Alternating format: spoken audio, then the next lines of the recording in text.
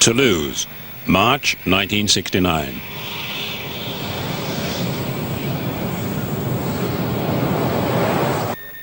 Concorde, ici Blagnac Airport, autorisé décoller, vent au sol 320 degrés, 3 nœuds. Allô Blagnac, ici Concorde, décollage. After years of development work and months of delay, Concorde is about to take off for the first time. Just seconds to go. Et maintenant, enfin, le premier vol.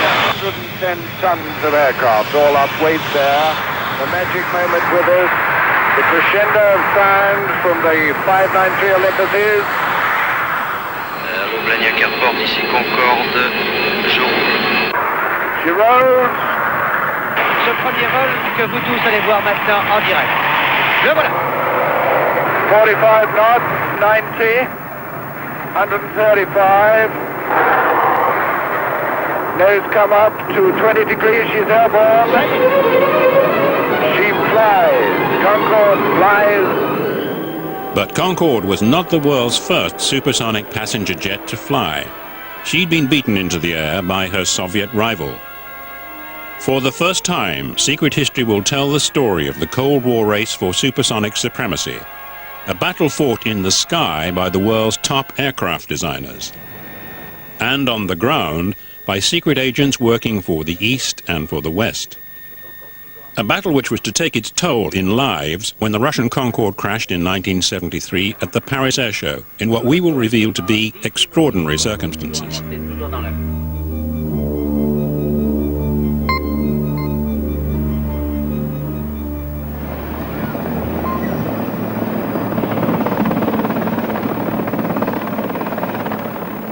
The race to build the world's first supersonic passenger jet began in 1961. When President Khrushchev, flushed with success from recent triumphs in the space race, heard news reports of early development work on Concorde.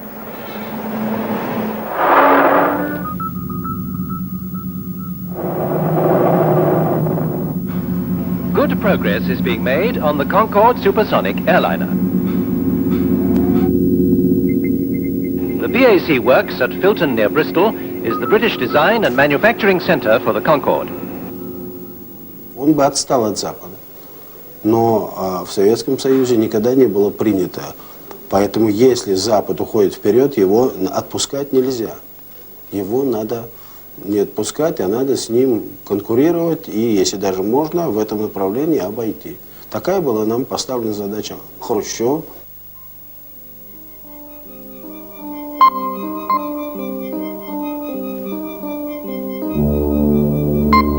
Deep in the heart of the Soviet Union, senior engineers from the Tupolev Design Bureau met in secret. Design blueprints for a Russian Concorde, called the TU-144, were drafted and discussed. Khrushchev had appointed his favorite aircraft engineer, Andrei Tupolev, as the chief designer.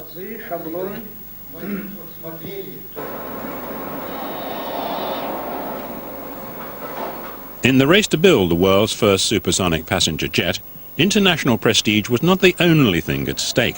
The market for supersonic travel was estimated to be worth billions of dollars.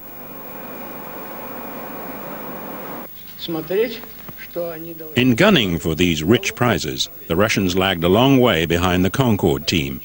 I would say as a rough estimate, maybe 2 years, 3 years, but further behind in some areas than others. They never closed the gap in engines because Stalin had decreed that computers were non-Marxist science.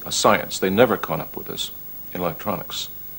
When it comes down to civil aircraft, airliners, they were at a great handicap because their main experience of airplanes was building aircraft for war.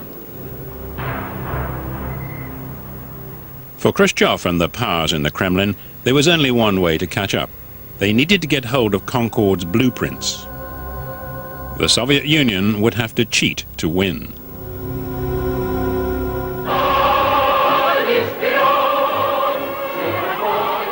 In the spring of 1963, Khrushchev instructed his vast espionage network to gather as much information as possible on Concorde's airframe and engines. There were lists of different things for their people in the West to find. Exchange students, for example, helped pay their scholarship in the West by leafing through open source magazines. The information was brought back into Russia. There was a kind of a central collection agency that got all this material together. This army of about 10,000 grubs going through this very turgid, very, very sensitive, hard to understand technical material. In France, the Russians recruited secret agents. Their mission, to penetrate Concorde's factories. The DST, the French intelligence service, was caught off guard. Et pendant un certain temps, les responsables économiques français, que ce soit des recherches de pointe ou les centres de recherche, n'avaient pas conscience des dangers que nous courions et du nombre d'agents qui, sur notre territoire, passaient leur temps à essayer de nous voler ces secrets. Within months of Khrushchev's order, Concorde secrets were heading east on the Ostend to Warsaw Express. As French counterintelligence were to discover in a later surveillance operation, Russian agents transferred the intelligence to microfilm. Then the couriers hid it behind grills, in towel dispensers, and in waste paper bins, cigar tins, and toothpaste tubes.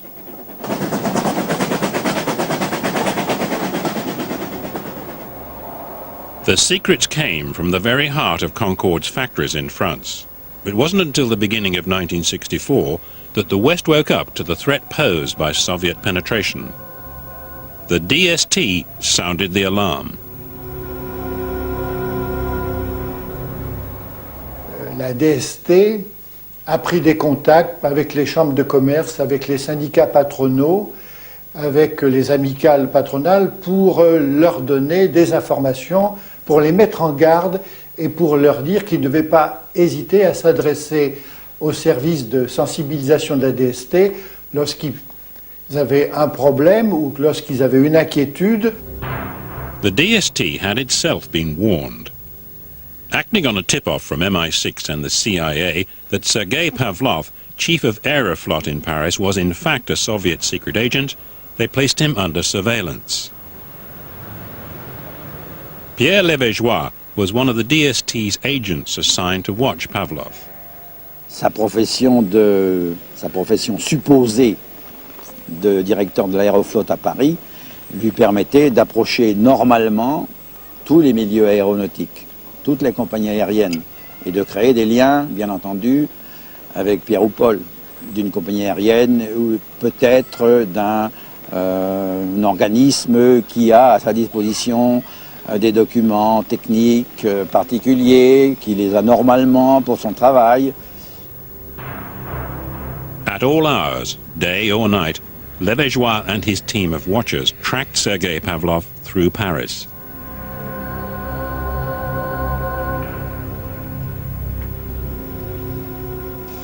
On suit, on écoute, et petit à petit, on recueille des éléments qui prouvent qu'on est sur la bonne voie ou qui prouvent qu'on est sur la mauvaise voie.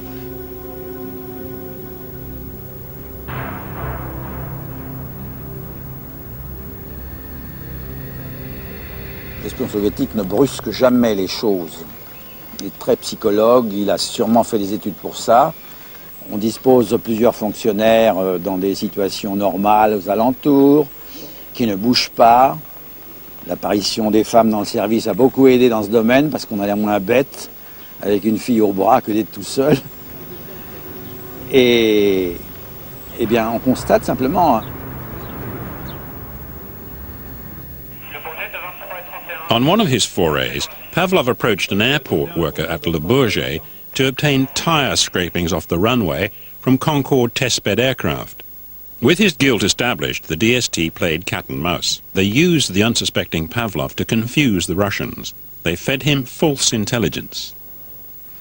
They brewed up in their laboratories, apparently, this marvelous rubber compound, something like bubble gum, previously unknown in the annals of industrial chemistry, and gave this to the Frenchman to pass on to his Soviet contact.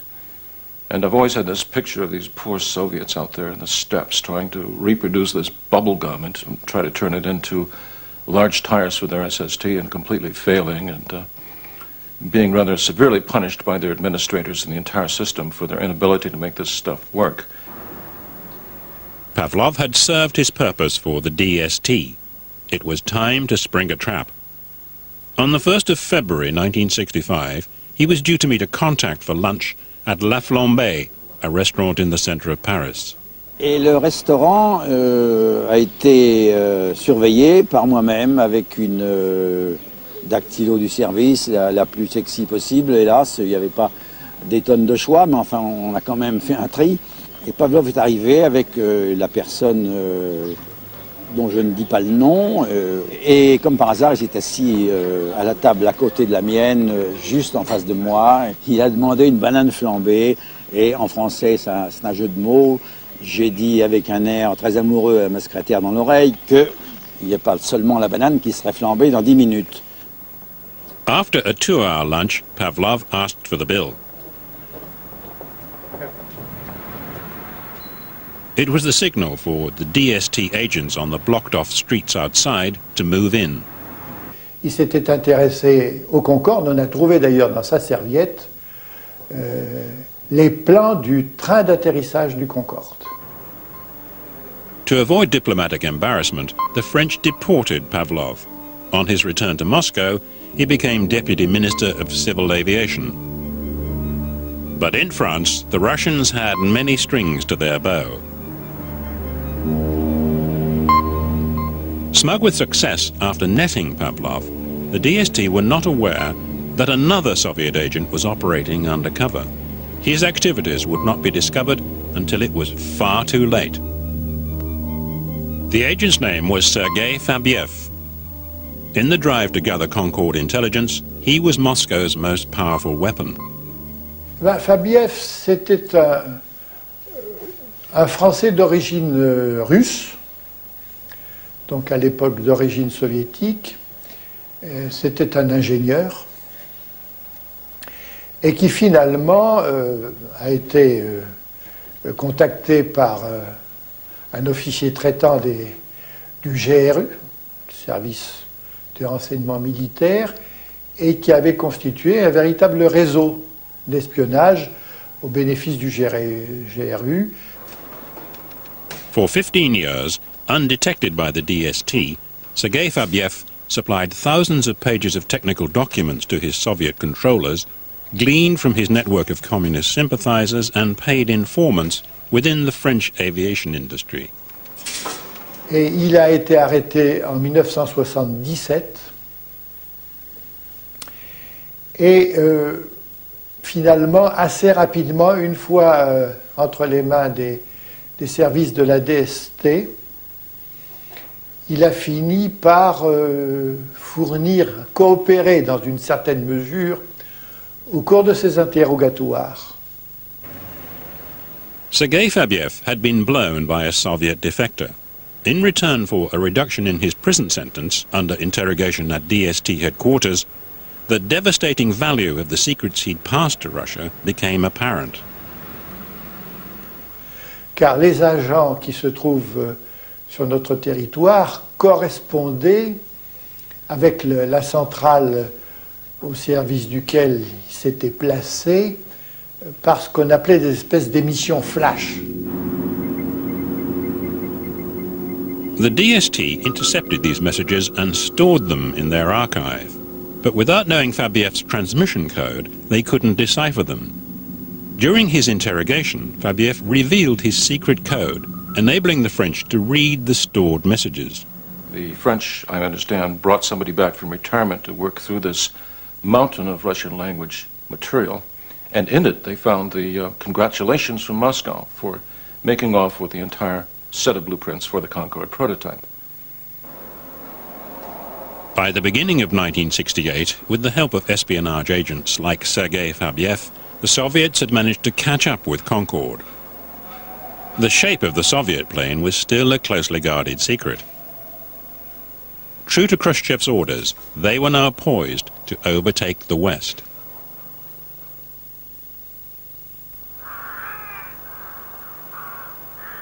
By the summer of 1968, the Soviet prototype was almost ready to fly. Мы знали, что вот полет Конкорда намечен там на март-февраль 69-го года. И мы поэтому знали точно, что мы должны взлететь в 68-м. As 1968 drew to a close, the Russians pulled out all the stops. Как раз дни, которые мы проводили перед первым вылетом, это была очень напряженная работа. Я лично не выходил с нашей летно-испытательной базы в течение 7 дней. У меня были, так сказать, сроки работы иногда до 48 часов. On the 31st of December 1968, from the dark confines of its secret hangar, the TU-144 emerged for its first flight.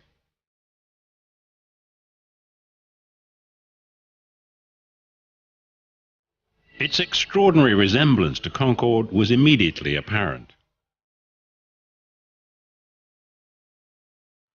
There was no public announcement. If anything went wrong, the Soviets could deny the flight had ever taken place. A small crowd of people, including Andrei Tupolev and his son Alexei, gathered on the runway to watch.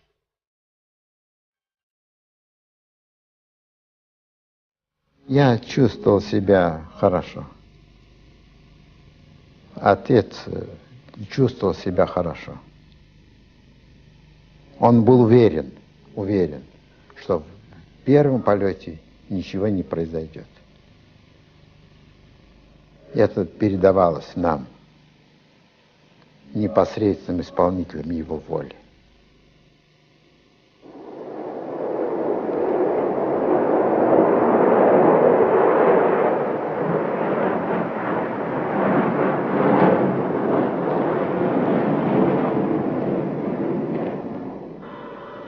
The TU-144 made 3 passes over the airfield. It had beaten Concorde into the air by just 3 months.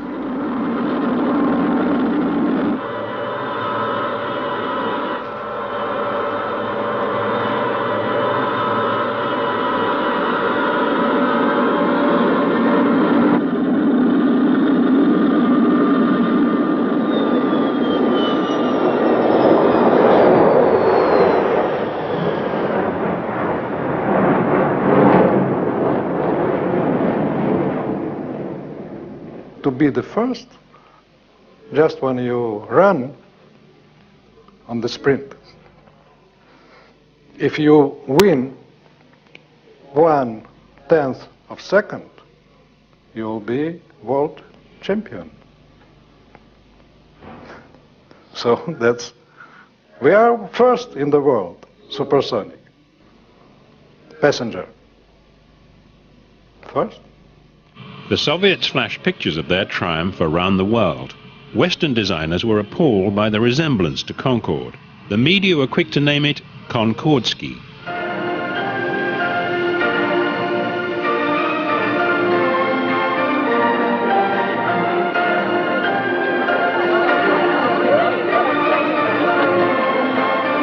I mean, it was one of the most classic examples of industrial espionage in the history of modern aviation. On Concorde, we tested something like 200 different shapes before we decided on the final shape that was needed for the aeroplane. They certainly took advantage of all the preliminary work that we had done, and it doesn't half help if somebody else has done all the hard work for you. It was a Chinese copy of Concorde. And I have to say, even from a superficial look, not a very good Chinese copy, because I think they'd made a number of fundamental mistakes. While GRU agent Sergei Fabiev had supplied the Soviets with the entire technical documentation for the Concorde prototype, the Russians were not able to make an exact copy from the plans. It's very difficult to make copy. Different system in drawing, different system in measurement. Different system in technology. different nuts, different bolts, screws, and so on and so on. It's, you cannot use it. They did not copy slavishly. They would do shunt engineering. They would go around the things that they could not do or could not copy. You don't need to make copy. You may have a sample, you may steal it, you may find it from the wreckage. If you have a sample, you have a characteristics. If you make the thing with similar characteristics, it looks and must be similar. But Concorde's wing was a highly sophisticated piece of engineering, with curved edges crucial for its successful flight through enormous speed ranges. In attempting to match the characteristics of Concorde's wing, the Russians got their wing wrong. That shape was totally new, and Concorde's worked and theirs didn't. In what way did theirs not work? Because it didn't create the anticipated lift and stability throughout the speed range. If you take an ordinary aeroplane wing, if the aeroplane is at too high an angle, then the flow of the wing breaks down, and it breaks down in an uncontrollable fashion, and the aeroplane literally falls out of the sky.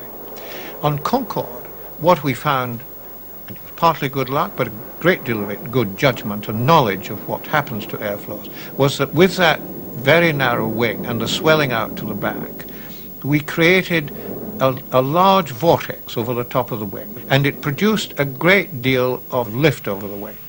And that is why Concorde lands at such a high angle. It lands at such a high angle in order to generate this vortex. And that's why you need the drooping nose so the pilot can see out. The great secret of Concorde, there are two great secrets. One is this combination of a very slender, very narrow wing at the front end and this wider wing at the back, combined with the vortex, meant that we had a wing design which would be efficient at supersonic speeds and could be safely landed on existing airfields. In failing to achieve the necessary lift through the speed range with the wing on their prototype, the Russians had no option but to go back to their drawing boards and start again. While Tupolev and his team redesigned and rebuilt their prototype, Concorde, in a series of photo opportunities and test flights, showed off to the world. This was the first time two Concordes had appeared together.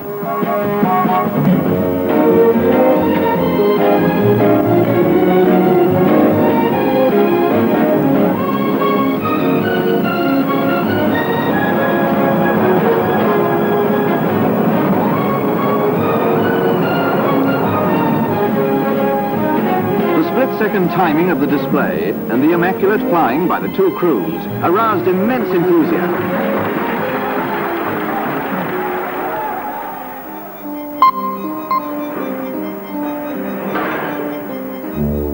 5 years after Konkordsky's first flight, a completely redesigned TU-144 was now ready for its first appearance in the West. As a solution to the problem of lift across the speed range, the Soviets had come up with a design feature which owed nothing to Concorde. Canard or moustache, two little insect wings behind the cockpit. Konkordsky was now ready to take on Concorde. The new plane made its first appearance in the West at the 1973 Paris Air Show.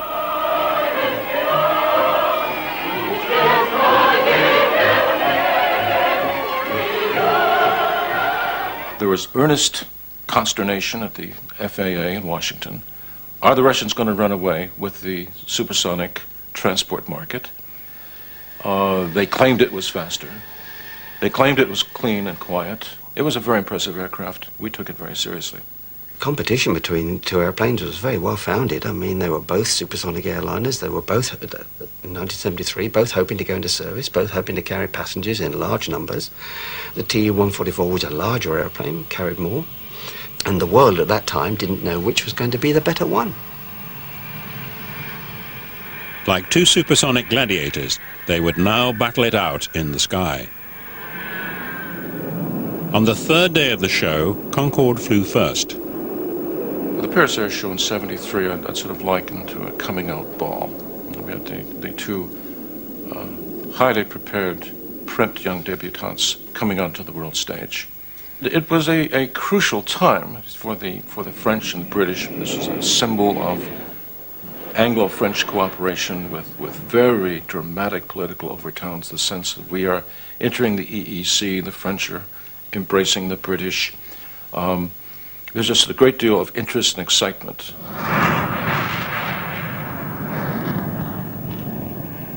Concordski was scheduled to fly directly after Concorde. As it taxied for takeoff, the Russian pilot Koslov was told by the French air traffic controllers that his display time had been cut in half. The French, in my opinion, intervened into a scientific, technical spectacle for political reasons. This was a major piece of French prestige and honor. I think they simply wanted to showcase their bird. They wanted to show it off to the world and to push the Russians in the background. André Turcat and his chief mechanic watched the TU-144's display. Nous avons vu de très près toute l'évolution, toute la présentation de l'avion, qui, je dois dire, a été très bien faite. En particulier un virage de 360 degrés au-dessus de la piste, à bonne inclinaison, qui était d'une régularité parfaite. Après ce dernier passage, ils ont fait une montée assez forte, mais très raisonnable. John Farley and his co-pilot Andy Jones were also watching. Because there was no cloud, he could go up and up and up, and I don't know, 3,500, 4,000 feet this thing was just going up, looking at it as we were, going away from us like this. And then suddenly, it just very abruptly leveled off. I mean, really violently. And it is something that you never see big aeroplanes do, really violently change their pitch attitude. And both Andy and I went, oh.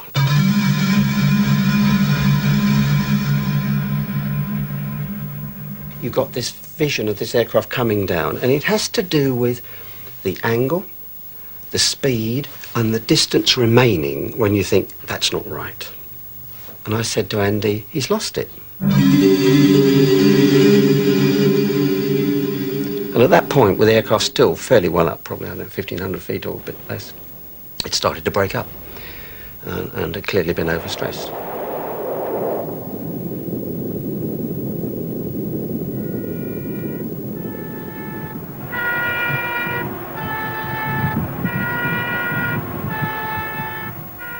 Six Soviet crew members and 8 French citizens died. One little boy playing in front of his home was decapitated by a piece of flying debris. 2 other children were also killed. Sa maison, elle est ratiboisée, hein. Mes enfants, ils étaient sur le talus. Et puis j'avais mon autre petite fille qui était dans la maison. J'en ai 3 qui étaient sur le talus. Ils sont blessés. J'ai ma belle-fille qui est blessée, mon petit garçon qui est blessé, puis ma belle-fille. 60 people were seriously injured and 15 houses totally destroyed. They did not come clean. To this day, there has not been a full explanation of what really happened, at least from government sources. It is my view that the Soviets and the French authorities cut a deal. In part 3, for the first time, Secret History will reveal what really caused Concordski to fall out of the sky on Goussainville.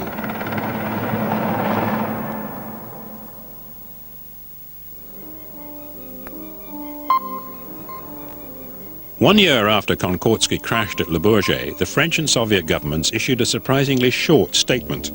They concluded that it was impossible to determine what had caused the plane to crash. To this day, the Commission of Inquiry's report into the accident remains secret.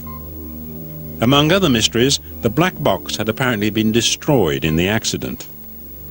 I've never heard of a black box being destroyed. You have an aircraft that has broken up in the sky. And it's just like throwing things out from 1,000 feet up. They just fall down. It's not like the aircraft plunging in one piece at 400 miles an hour straight into the ground, you know, when you could believe that recorders and so on get badly damaged in the bottom of the crater. Nearly 25 years after the event, it's now possible to reveal what caused the TU-144 to crash on Goussainville.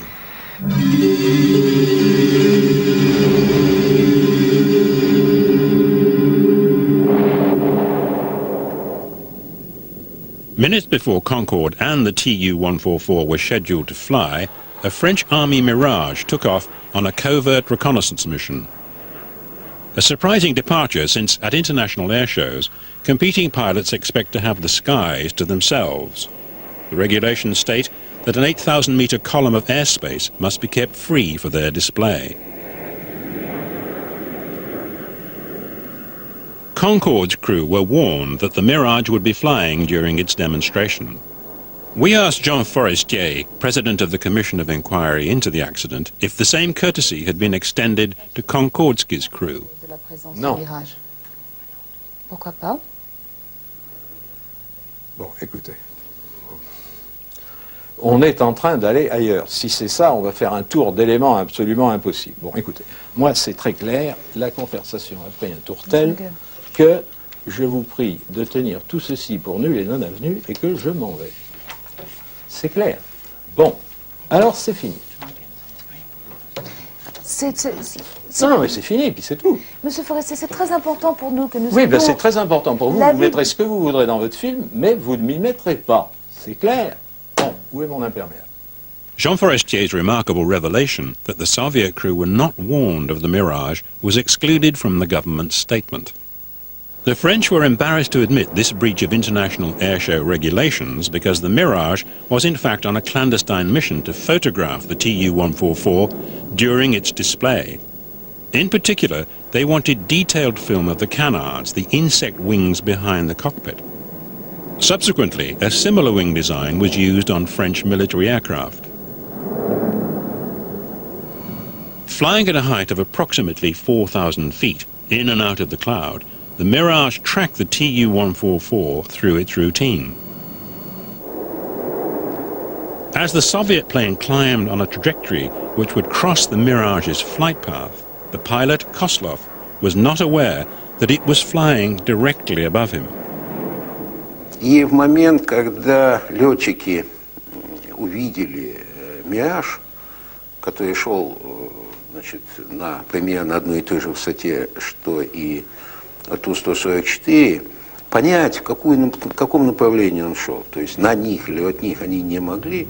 To avoid colliding with the Mirage, Koslov was forced to take drastic action.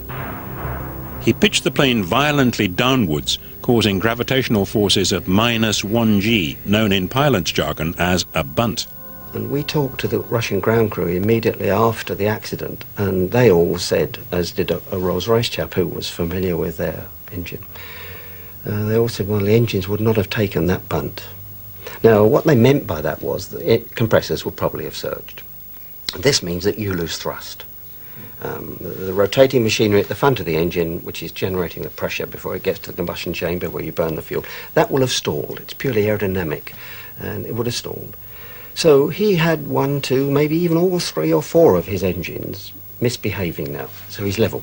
And you can almost see the question mark over the top of the aeroplane, you know, as it's going along level.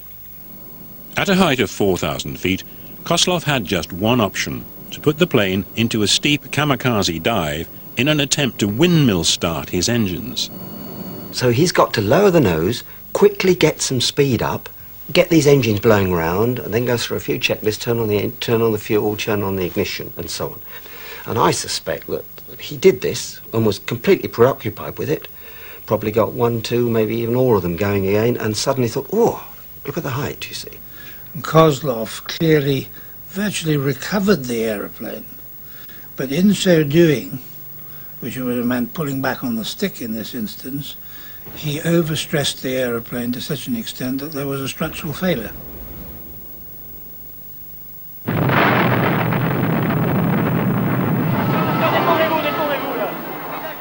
Secret History's investigations have revealed that the French and Soviet governments colluded to cover up the cause of the crash.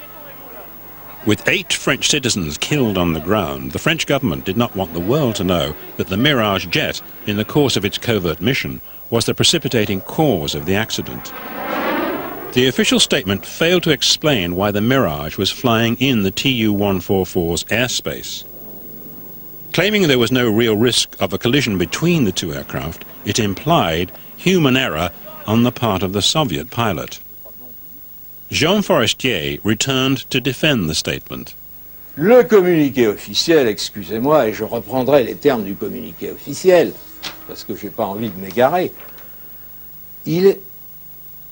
bien que l'enquête ait établi qu'il n'existait aucun risque réel de collision entre les deux appareils, le pilote soviétique est susceptible d'avoir été surpris.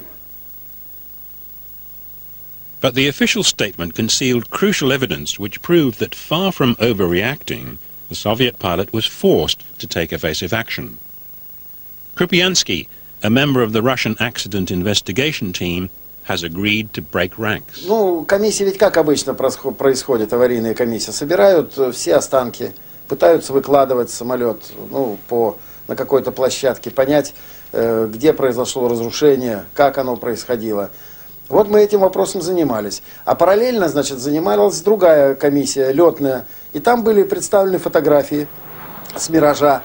Потом было радиолокационное поле представлено. Там тоже было видно сближение. In Moscow, the authorities also had reason to collaborate in a cover-up.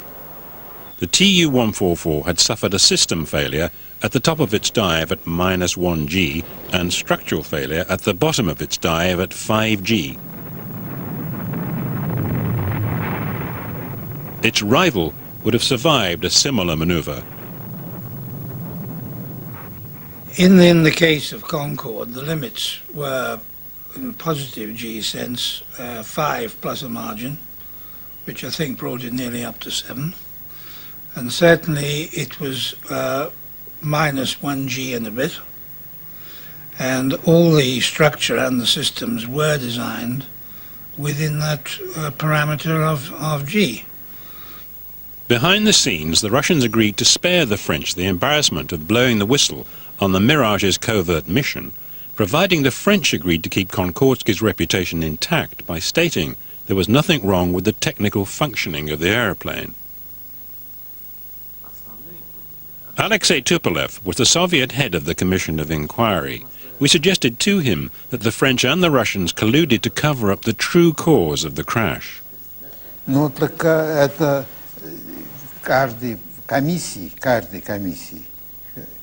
является не основной причиной. Rather than revealing the true cause of the crash, the government statement claimed that a fourth man, flight engineer Benderov, was filming in the cockpit on behalf of a French television crew and speculated that he was to blame. The French and the Russians are still sticking to their story today. И в заключении написано, что, скорее всего, эта камера, когда экипаж резко отдал колонку от себя, а Бендеров полетел вверх в потолок, она выпала из рук и попала между колонкой и полом кабины. C'est que dans le Tupolev 144, virgule, et probablement dans un certain nombre d'autres Tupolev à l'époque, virgule, il existe au pied du manche un creux énorme, un réceptacle qui permet éventuellement à une caméra ou à toute autre chose de venir coincer le manche en position plein piqué. The official statement suggested that with the control column blocked, the pilot could not pull the plane out of its dive. As proof of this theory, it claimed that Benderov's body was found in the cockpit. Il est certain que à la fin, il y a 4 cadavres là où il n'y a que 3 sièges. Il y a donc un homme non attaché dans la cabine au moment critique. But those on the scene at the time deny this. We tracked down the firemen who pulled the bodies of the aircrew from the wreckage. Alors le cockpit se situait de l'autre côté de la rue. Et on a retrouvé le tableau de bord, le cockpit et les pilotes au même endroit, c'est-à-dire dans les décombres du pavillon. Je dis c'est que les morceaux hein, qu'on a vus, hein. Même au niveau des pilotes, ils étaient plus entiers, hein. C'était que. Si vous voulez, pour vous donner une image, c'est un pavillon avec un étage qui existait, hein, et on a retrouvé tout le cockpit et les corps des pilotes dans la cave. Donc il a écrasé complètement le pavillon et tout s'est retrouvé en sous-sol. Il y avait combien de corps donc Ils étaient 3.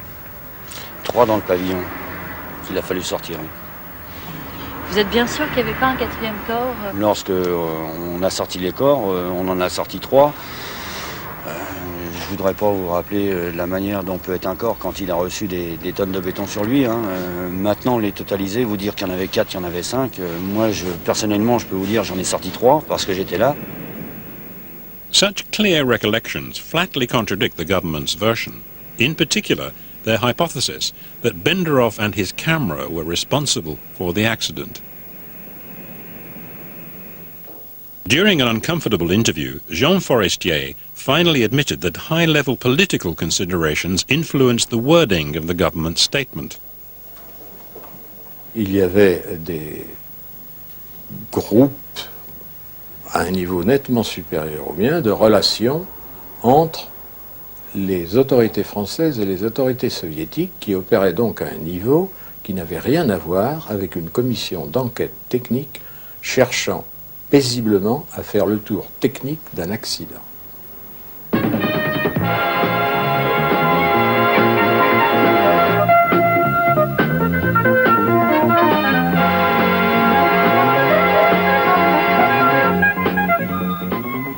In the race to enter commercial service, as the Russians struggled to come to terms with what had happened at the Paris Air Show, for the time being, the field was clear for Concorde.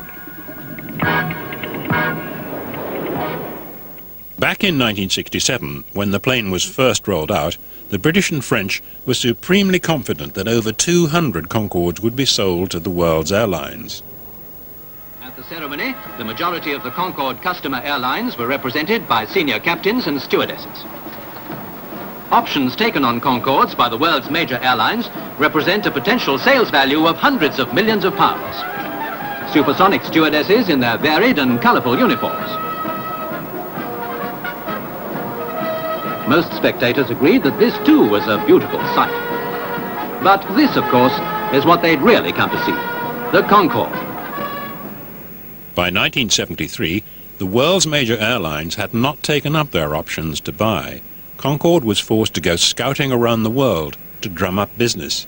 Here at Tehran, the passengers are headed by His Imperial Majesty the Shah of Iran, who had previously stated his country's interest in Concorde. Even at twice the speed of sound, there isn't a tremor to shake the composure or the hand of the supersonic steward. But neither the Shah nor the major world airlines bought the plane. Concorde took a long time to develop. I mean, the development of a subsonic aircraft is perhaps 2.5 years. Concorde took 11 or 12 years. And the world changed in that time. With the introduction of the 747, the mass market was where the big money was to be made, not from the jet set in a plane burdened by sonic booms. The environmental lobby became much stronger than it was in the 1950s, particularly in relation to sonic booms. And once it had been decided that the aircraft could not fly supersonically, even over desert lands, then that reduced an enormous slice of the market. Despite original projections of over 200 Concordes, just 16 were built. The calculations that had been made on the profitability of Concorde simply went out of the window, so that one was left in the end with the two national airlines as the only customers for the airplane. Konkordsky's future was even more uncertain. Andrei Tupolev did not live to see his plane crash at Paris. He died in 1972. Despite efforts to exonerate his plane from blame, to the powers in the Kremlin, its image had been tarnished. No longer the proud symbol of Soviet scientific endeavor, Konkordsky's commercial service was confined to domestic flights. but his team remained loyal. Но я совершенно четко могу сказать, что, значит, в целом ряде параметров Ту-144, он превосходит Конкорд. Мое мнение таково, что самолет в силу своего создания в этот период времени, он опередил возможности страны, ну если не на 10, то на 15 даже лет.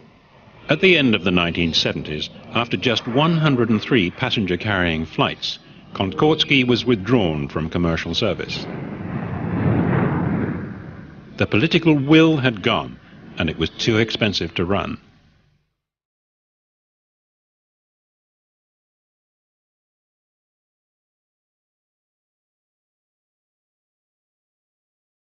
Of the 17 planes built, 3 survived for military flight tests.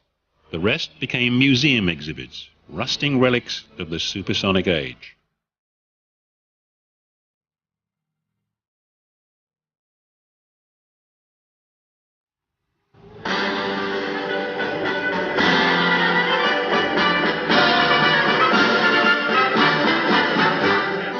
But earlier this year, in a twist resonant with irony, Concorde, a supersonic phoenix, rose from the ashes. This is truly an historic occasion. Being able to share our joy in this remarkable aircraft provides visible evidence of a new period of cooperation in aeronautics between Russia and the United States. American choose our Tupolev 144 for flying laboratory for the second generation SST. Because we can fly faster, we can fly higher. Well, the purpose of the project is to get technical data actually from in-flight measurements on an actual supersonic transport, very large supersonic transport. So we can drill holes in it and put in pressure taps, acoustic microphones, all of those kind of things. To go ahead and develop a supersonic transport of the next generation will require an investment of over 20 billion US dollars. Before anybody's willing to make that kind of an investment, they have to be very confident that the airplane that comes out of that is going to be successful. And by that we mean fares very close to subsonic fare levels. I mean, it's a 300-passenger airplane. Has to have range enough to go across the Pacific as opposed to just across the Atlantic, because that's where the big market growth is. And has to do it and be environmentally compatible so that the noise levels are as quiet as today's subsonic airplanes, so that the emissions do not destroy any ozone, and so that sonic boom is restricted only to overwater operations. In the new race to build a second-generation supersonic passenger jet, the Eagle and the Bear are united against Europe. Britain and France have also designed a son of Concorde. But the Russians and the Americans are off the mark first. The problem is money. It would be hugely expensive. It would have to be bigger than Concorde to be successful. Neither the British or French governments could afford to take a major part in this program. And it's questionable whether private finance could provide the amounts of money needed. What we've got to strive for in this country is for somebody to wake up and put some money into the project. Otherwise, you know, we'll be lucky if we get the nose wheel. Okay. While the British and the French await funding, the Americans and the Russians are steaming ahead in the next phase of the supersonic age. The newly rebuilt Tupolev 144, part product of the Soviet Union's vast espionage networks, and the victim of French intrigue, is now fully kitted out with American flight test equipment. Within weeks, Concorde will fly again.